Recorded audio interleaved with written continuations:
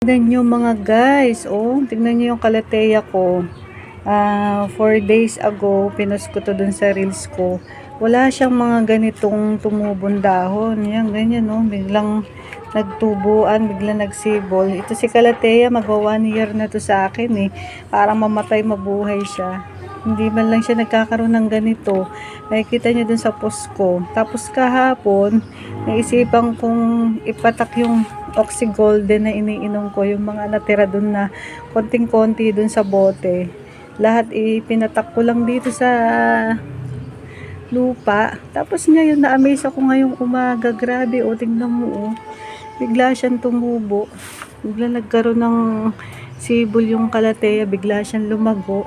Magdamag lang yan. Kahapon ko lang yan pinatak, o. Grabe, si Oxy Golden, no? Hindi lang maganda sa katawan, maganda rin sa halaman, tsaka sa hayop. Maganda. Lalo na, effective to sa may mga bukol sa katawan. Grabe, nasubukan na namin to. Ang galing niya, ulok nyo naman, oh. Makikita nyo talaga yung post ko, oh, 4 days ago. Tapos ito, kagabi lang talaga, oh. Ngayon lang umaga. Grabe, ang bilis. Ang bilis ng epekto niya, grabe. Try nyo kaya ito para masubukan nyo rin. Bye!